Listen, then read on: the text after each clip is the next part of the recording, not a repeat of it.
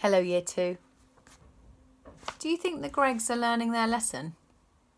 Do you think they're realising that it's quite hard work being a duck and humans should be kind to them? Let's find out. That night, while Mr. and Mrs. Greg and Philip and William were trying to get some sleep up in their high nest, a great wind began to blow. The tree rocked from side to side, and everyone, even Mr. Greg, was afraid that the nest would fall down. Then came the rain.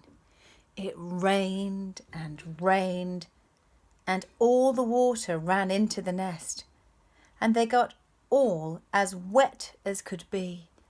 And it was a bad night. At last the morning came, and with it the warm sun. "Well," said Mrs. Greg, "thank goodness that's over.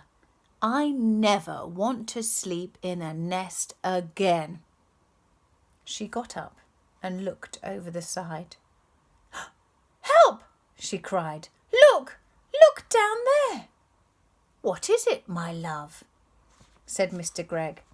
He stood up and peeped over the side. He got the surprise of his life. On the ground below them stood the 4 enormous ducks, as tall as men, and 3 of them were holding guns in their hands. One had Mr. Greg's gun, one had Philip's gun, and one had William's gun. The guns were all pointing right up at the nest. "No, no, no!" called out Mr. and Mrs. Greg, both together. "Don't shoot! Please don't shoot!" "Why not?" said one of the ducks. It was the one who wasn't holding a gun. "You are always shooting at us." "Oh, but that's not the same," said Mr. Greg. "We are allowed to shoot ducks."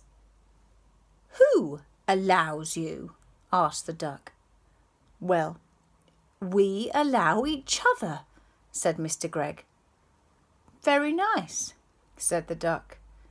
"And now we are going to allow each other to shoot you." I would have loved to have seen Mr. Greg's face just then.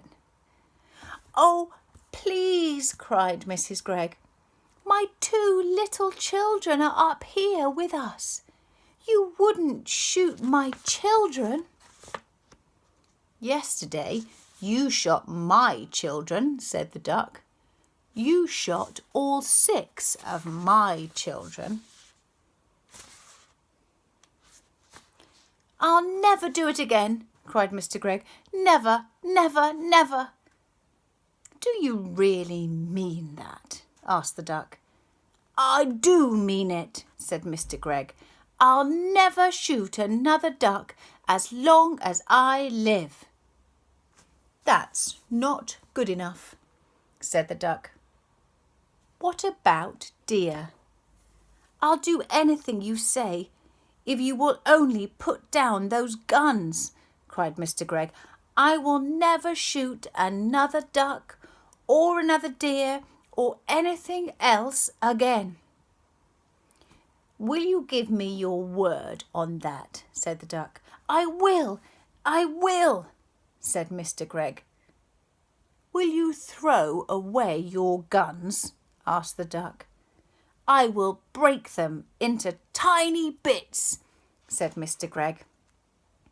"And never again need you be afraid of me or my family."